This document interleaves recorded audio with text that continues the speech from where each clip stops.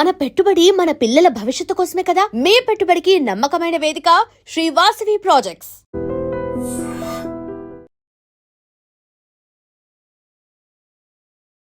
నమస్కారం, welcome to I dream.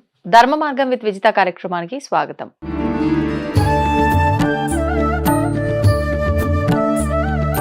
ప్రస్తుతం మనతో పాటు ఉన్నారు దివ్య విశ్వశక్తి పరివార ప్రచారకులు స్వామి ఓం స్వరూప్ గారు. ఇప్పుడు వారితో మాట్లాడదాం. నమస్కారం అండి. దివ్య స్వరూపులందరికీ దివ్యాశిష్యులు.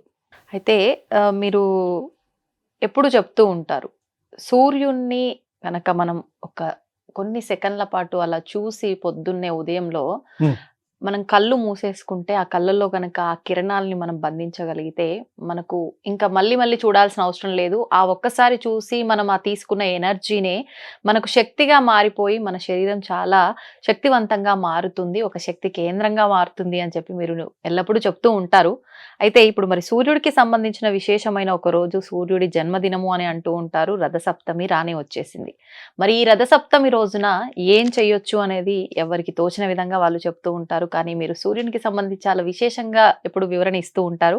ఆ రోజున ఎలా చెయ్యొచ్చు, ఈ విధానమే ఆచరించొచ్చా, ఇంకా కొత్తగా ఏమైనా చెయ్యొచ్చా, దాని గురించి విశేషమైన విషయము మా తల్లి విజితం ఎప్పుడు అలాంటివి అడుగుతూ ఉంటుంది. నిజంగా ఆనందదాయకంగా ఉంది.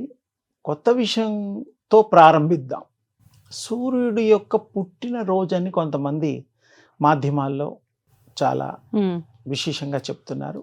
సంతోషమే. సూర్యోదయము నిత్యము జరుగుతుంది అని మన ఈ మానవుల స్వల్పంగా ఆలోచిస్తూ ఉంటాం. సూర్యుడు వేల కోట్లు, లెక్క పెట్టలేనని కోటాను కోట్లు ఈ యొక్క సృష్టిలో ఉన్నాయనే విషయాన్ని గ్రహించాలి. చంద్రులు కూడా అలాగే ఉన్నారు, ఇంకా గ్రహాలు సరే.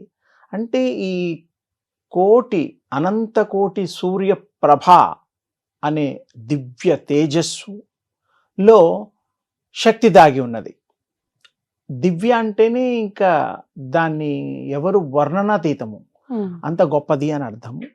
ఈ యొక్క శక్తి ప్రభంజనంగా పుంజాలు ఉదయం సూర్యోదయం టైంలో మనం అంతా చూస్తాము.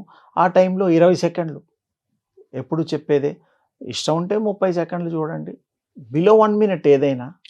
ఆ చూడడంలో ఆ బింబాల్లో మన కళ్ళ బింబాల్లో అది నిక్షిప్తమై కళ్ళు మూసుకున్న తర్వాత అక్కడ నిలబడ్డా, మరి పక్కన మీరు ఎక్కడ ఆసీనులైనా అది 1 అవర్ నుండి 1.5 అవర్స్ వరకు మీరు క్యారీ చేయగలుగుతారు. ఆటోమేటిక్గా మీ బాడీలో కళ్ళు మూసినా తెరిచినా ఏదైతే చూసామో ఆ దివ్య తేజస్సు, సూర్యుడి యొక్క వెలుతురు తప్పకుండా మీరు చూడగలుగుతారు.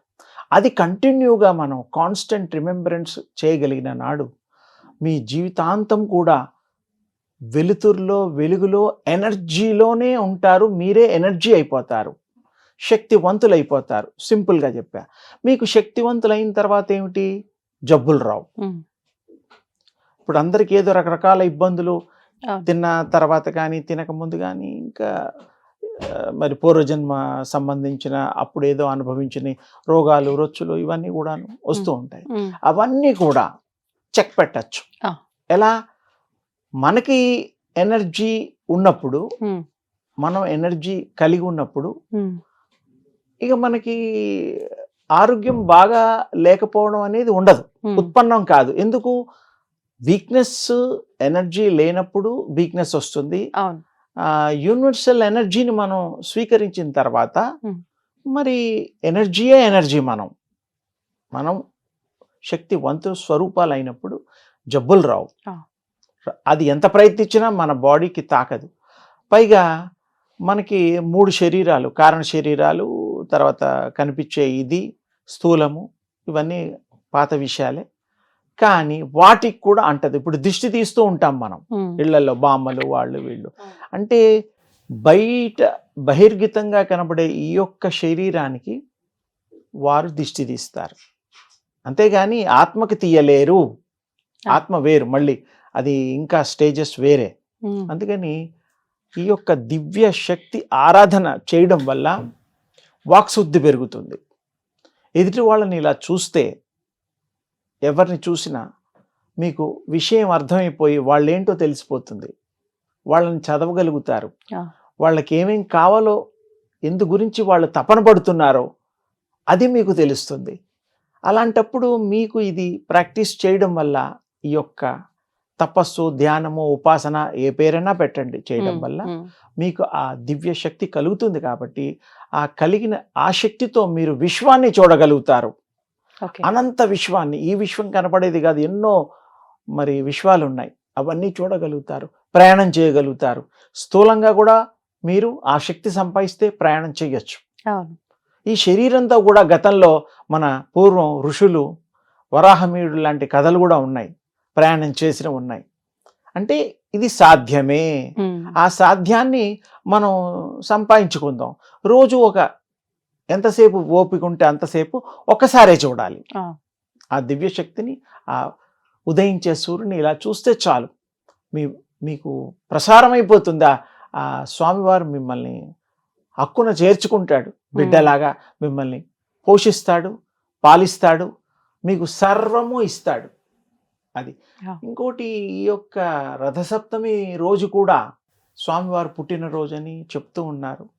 స్వామివారు పుట్టినది అంటే శక్తి పుట్టినరోజు, విశ్వంలో తేజస్సు పుట్టినరోజు అని కూడా అర్థం ఉన్నది. స్వామివారు అనంతంగా వ్యాప్తి, అంటే శక్తి వ్యాప్తి కలిగే ఉన్నది. దానికి పర్టికులర్గా ఒక రోజు పుట్టడం అనేటువంటిది సంతోషంగా మనం పండగ జరుపుకోవడానికి బాగుంటుంది. సప్తమి అని ఇలాంటివి ఏదో ఒక రోజు, అది ఆనందదాయకమే. శక్తికి పుట్టుక మనము నిర్ణయించడము మన చేతిలో లేదు. అంత గొప్ప, అంత పాతది, అంత మొదటిది. అదే ఆది పరాశక్తి అమ్మవారు కూడా అంటాం, శక్తి స్వరూపిణి. అందుకని ఆ శక్తిని మనం పొందిన తర్వాత మనకి ప్రతిదీ సాధ్యమే, కాని పనులు అవుతాయి.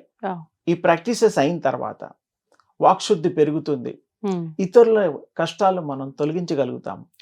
ఈ రథసప్తమి రోజు కనుక ఏ మానవులు, స్త్రీ పురుష వయోవృద్ధ భేదం లేకుండా ప్రాక్టీసెస్ రోజు చేస్తారు. కానీ రేపు స్వామివారిది ఆ శక్తిమాత పుట్టినరోజు కాబట్టి మనం అంతా నిర్ణయం తీసుకున్నాం కాబట్టి చేయడం వల్ల చాలా అద్వితీయమైన, అమోఘమైన, అనంతమైన శక్తి స్వరూపాలుగా, సంపన్నులుగా మీరు చరిత్రలో మిగులుతారు. మీరు ధన్యులవుతారు. ప్రాక్టీసెస్ చేయండి.